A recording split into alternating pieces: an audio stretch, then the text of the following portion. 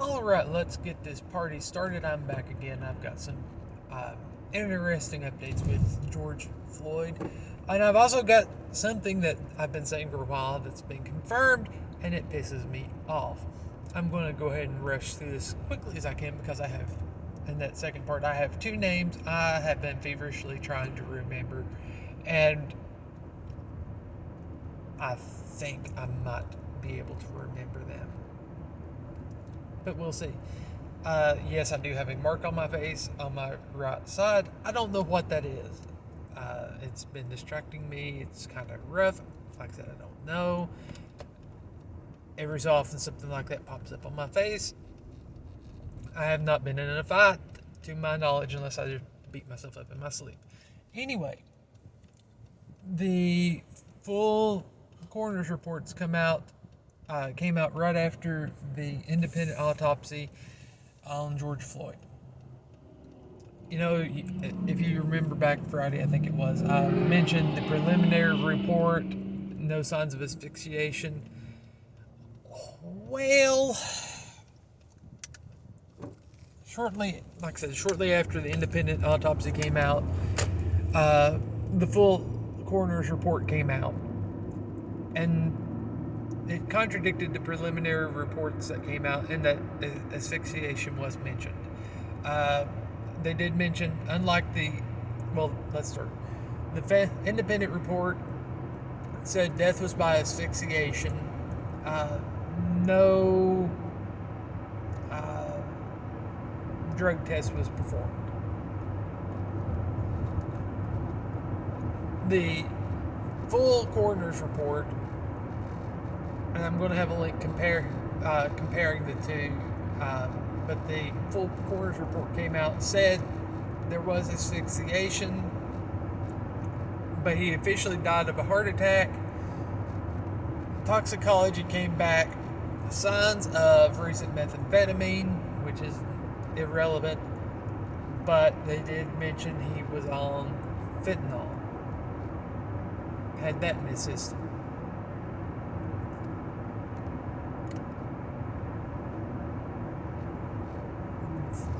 On this report, and this came out just about 30 minutes ago, or about an hour ago actually, the charges on Derek,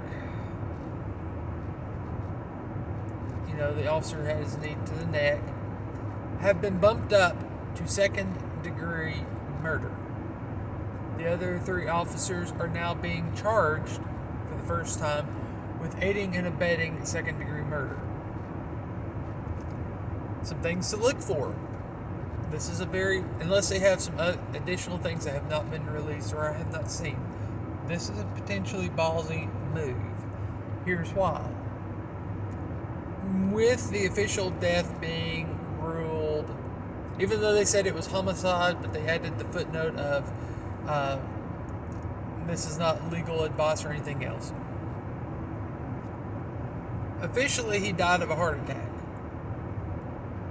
You combine that video of him falling to the ground with heart attack, with fentanyl use,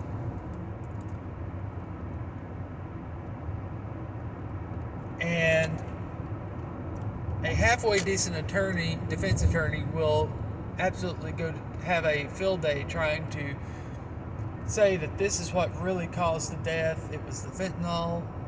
If it wasn't for that, he would still be alive, blah, blah, blah, blah, blah. If you don't believe me, just wait and see. It happens all the time. It's happened in some fairly big cases here locally that they try and pin any potential drug usage as the reason to get the defendant off, even if was completely and totally irrelevant to the case at hand. They will still try to argue. So yeah, I do think that could come into play. So I do hope they have an ironclad case against him, against all of them, really. But here's where things, and now for something completely different, take a line from Monty Python. I've made if you've been listening to me for a while, I've made the case that neither side really gives a flying flip about you. Well, and I forgot the last name. Crap. The guy's first name is Eliot. He is a Democratic representative up in New York. I don't know why I changed lanes. I saw a car and I thought it was coming out of an intersection. No, it was parked on the side of the road for sale, but irrelevant. But this Eliot guy, and I forget his last name, I knew this would happen. He got caught hot micing it with Ruben Diaz Jr., who is a borough president for like the Bronx or something other, stating that if it was not an election year, he wouldn't care and he wouldn't be speaking up about what's going on with police brutality and everything else. Now, he has since tried to walk it back and say, oh, I definitely care. I definitely do care. That's not what I meant. This guy's been in office since 1988. Since this coronavirus has come out, he has refused to go back to his home district, even when Congress was not meeting. There have been other serious allegations lobbed against him. Fact of the matter is, he got caught telling his true opinions on the matter. He don't care. If it wasn't for an election, he wouldn't even bother with this. His home district, or I'm assuming part of his home district would be New York City. Like I said, I'm not sure. But if it isn't, there is a city in his state where he represents that is greatly being affected by this. But he don't care. Quite frankly, this is not a Democrat thing. This is not a Republican thing. This is an overall, neither side really gives a flying flip.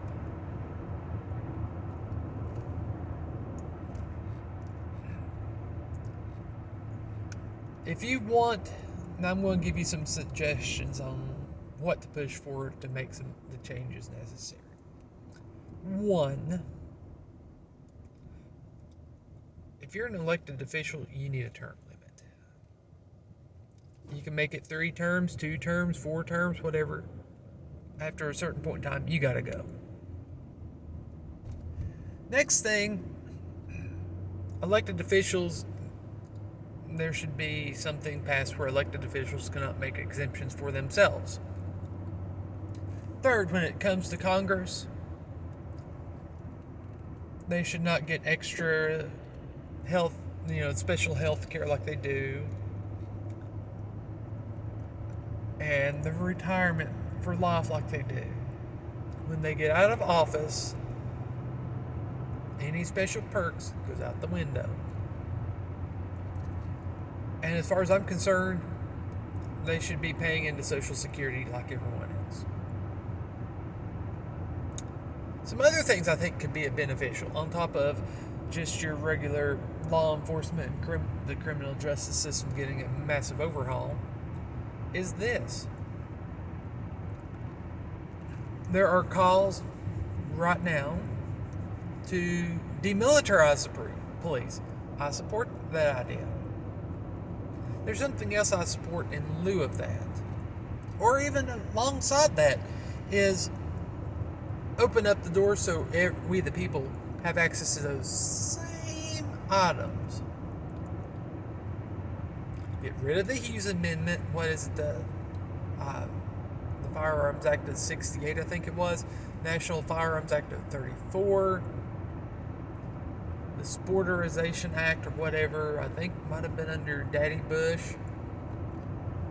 And while we're at it, why don't we kick some of these Russian sanctions out of the way and bring back the vapor? But let's open up the door. Let's get we the people to be armed. You know, the way the Second Amendment was intended to be, because it was not intended for hunting and just self-defense in general. It was defense against any threats, foreign and domestic, including the federal government. And I think this is very much relevant given the fact that what we're seeing right now, and the fact that the elected officials, the people who are elected to represent us, are blatantly saying they don't care that police are literally trying to get away with murder. They don't care that police are literally attacking people just sitting out on the front porch of their house. I'm sure you've seen the video of that. They don't care that the news media is getting attacked by police and even being ordered to not film breaking news like riots and such. I'm sure you've seen video of that. If not, I'll try and find some links and throw it in the description. The fact of the matter is, I think it's time to face the fact that the United States government has definitely moved in the tyrannical direction. And the police is becoming their own privatized military force. Not only that, they're trying to do the same with the National Guard. I think it's time to face the fact that the government isn't really for us. And if we don't get in line and do what they say, they'll send the military and the police to just wipe us out. Anyway, like I said, I'll try and throw some links in the description down below for you. Let me know what you think. Later.